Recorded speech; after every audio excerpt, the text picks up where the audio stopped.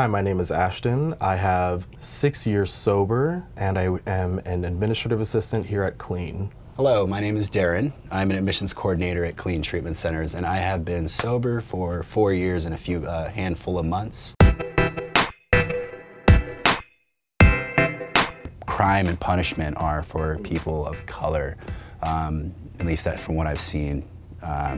They typically, again, from what I've read, I don't have empirical evidence, but it would be like, this guy gets caught with a bag of crack cocaine, he gets 15 years in federal prison. The same guy who's white, bag of crack cocaine, he gets a lesser punishment. That has just been my experience. I agree with that. I think there's also an inherent stigma towards people of color and using, and it's almost like there's a societal expectation or like, you know, a preconception that, oh, this is a person of color, they're inclined to be an alcoholic or a drug addict. And then even within the communities, I know personally with my black side of the family, there's kind of a joking side to it, you know. Oh, that's Uncle so-and-so, he's an alcoholic, watch him drink, you know. There's things like that, whereas I've noticed with friends and family from my white side of the family and whatnot, there's a bit more of a serious tone to it, you know. Can maybe take it back a little bit, you know, something like that. Censorship. You know, they're quick to, you know, tap you on the hand real quick and be like, you know, calm down, you're embarrassing me. Yeah. You know, for me, my personal experience was I'd rather hang around the gay community when I was getting high, because what's the worst thing in my mind that is going to happen if someone wants to have sex with me? I definitely agree with that as far as comparisons and differences go. I think for gay men, there is this tendency to want to indulge in alcohol or drugs when in social situations or romantic or sexual situations. As opposed to when I was running with my straight friends, and what we want to do is get high and rob people and put guns to people's head. If you go on, let's say, a gay dating app, Grindr, Scruff, whatever, you'll find that there's little hints at it, you know, even they'll be like, I'm interested in P&P, party and play. Blowing clouds. Yeah, basically, like, let's go hang out with my friend Tina. I call it like my worst night ever, June 11th, 2011. I went on to Craigslist trying to find... Oh, good old Craigslist. Good old Craigslist. You can find anything on Craigslist. Yeah, you can. Chair, meth, it's all the same. Yeah. But I went on there trying to find some opiates because I was just dead broke. My little shady doctor was missing. I set up an arrangement to meet up with this older guy. And I said, you can do whatever you want to me if you give me so-and-so. They're like, okay, sure, come over. Went over, and I actually was sexually assaulted by him and 2 of his friends, and then I got my drugs, and then on the way home, I was high off of Oxy, Coke, and marijuana, totaled my car into 2 parked cars, and, you know, cops start pulling up, and you know when you're really nervous, you're like, Ash just takes a bite out of this chair, just like, like cops. And that night I was going through withdrawals in jail, just miserable, and trying to reflect like, how did I go from 3 years ago being kind of star A student, you know, on track to go to medical school, and now I'm in jail high because I totaled my new car, mind you. After having been sexually assaulted. My friend that I used to get high with, his mom, she was in NA meetings. She was in Narcotics Anonymous, and she took him in my first NA meeting. I think I stayed sober for like a month on willpower. Yeah. But I think at that time I really didn't want it. I just was like, I was gonna get kicked out of my house. I was gonna, you know, I was gonna be on the streets. I was marveled. I was amazed at like Narcotics Anonymous, and like there's a bunch of addicts here, and you guys are all clean and sober. That's not possible. There's a conspiracy. Yeah, that's what. I think the first time I tried to get sober was nothing eventful. I mean, pretty similar. It was, I'd actually been on painkillers because I had received a chemical burn in my eyes. So I was legally blind for a good minute. And after I got cornea transplants, I was still hooked on the drugs, but they said, you're done. You know, you don't need them anymore. You have new eyes. So for about a month or 2, I was really just, you know, begging, shopping for them and everything.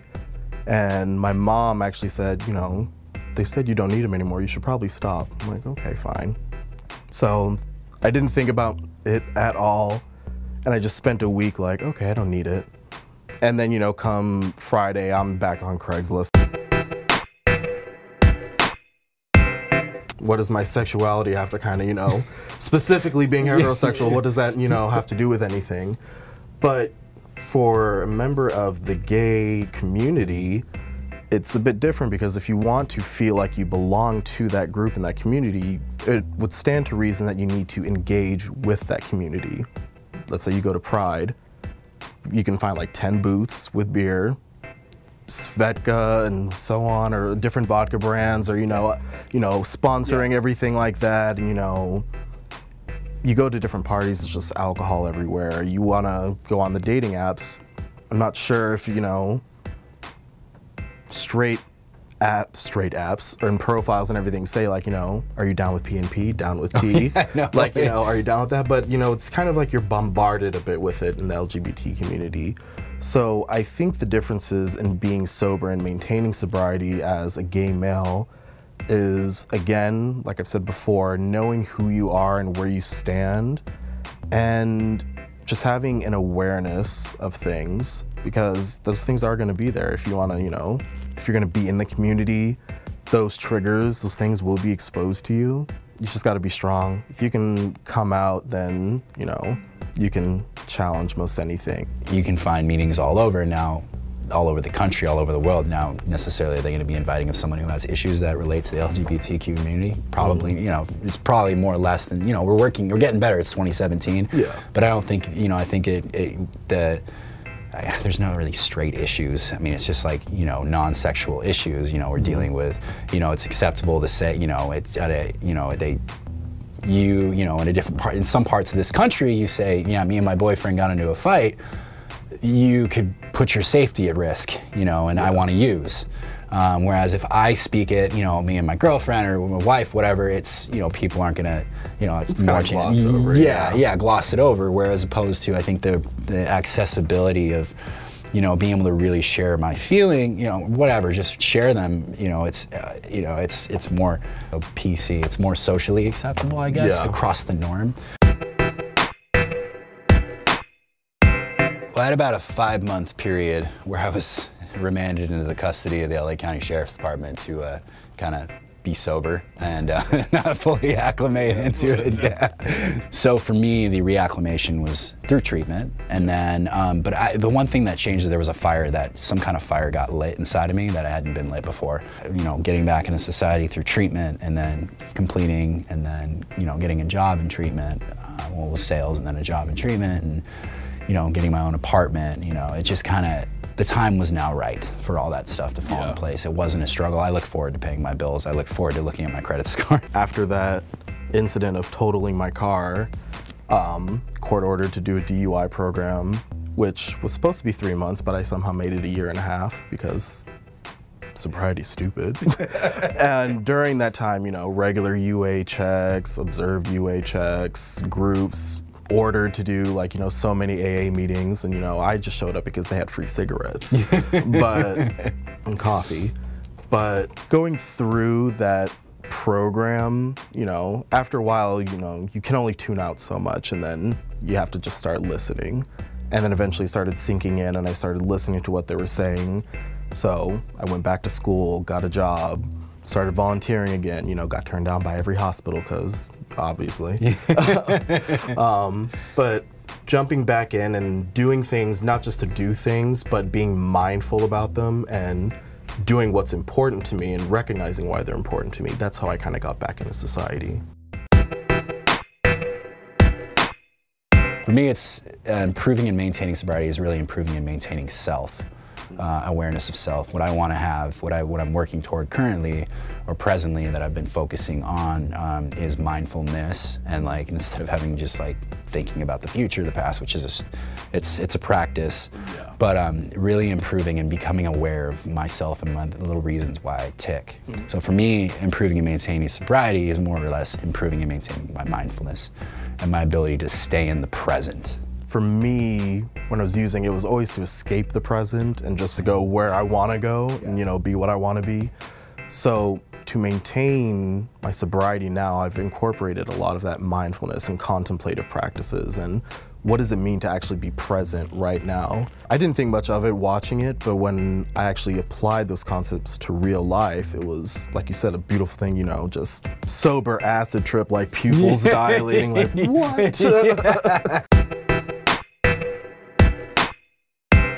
Someone's been to treatment like 50 times, whatever it is, and they're trying to go back again. Like, don't just give up. Like, I just don't want to give up on this person. Let's just keep doing it, keep trying, even if because I fell so many times, so many times, and it's just anything's better than the alternative. You just don't stop. You just don't stop, and you relapse. You relapse. You know, my hope is for someone that's just to keep pushing forward, and you know, just to hopefully one day make it to the other side. To know who you are, I think, really is important, and also to identify why do I want to be sober, why do I want to get sober. And if you can answer that question, then I feel like you have a better chance of succeeding at maintaining sobriety.